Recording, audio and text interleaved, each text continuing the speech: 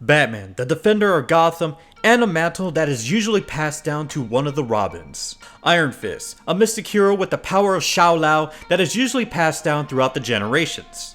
Now both of these are mantles, but what if there is one mantle that didn't really start as a mantle until recent comics? Well, Snake Eyes is that said mantle.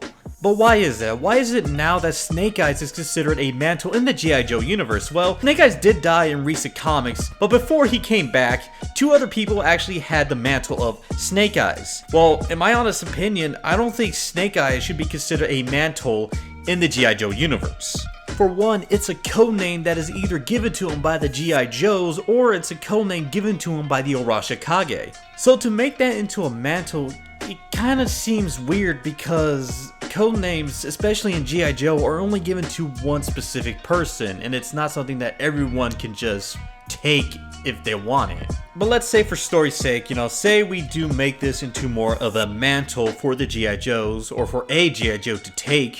What are the requirements to become Snake Eyes? So first we have to look through Snake Eyes' military background right before he became part of the Arashikage. So when Snake Eyes joined the military, he joined the infantry and then later on would join the Rangers.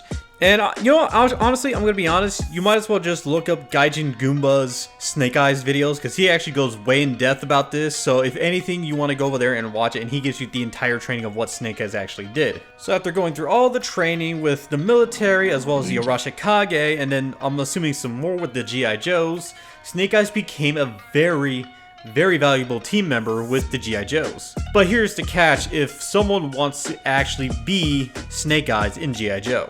So if you want to be Snake Eyes, I feel like you have to get rid of your identity completely.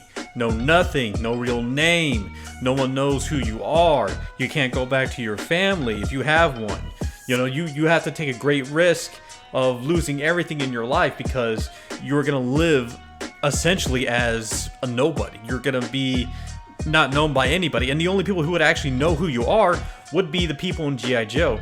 But after that, your identity outside of G.I. Joe is completely unknown, which I believe should be the one caveat. You want to be Snake Eyes, you lose everything else. And honestly, this is what it should be if you want to take on that codename, if you want to be this person. And and it's like, it shouldn't be something that should be it shouldn't be something that should be taken very lightly. It should be taken very seriously, especially since again in G.I. Joe, Snake Eyes is a very valuable member within that team.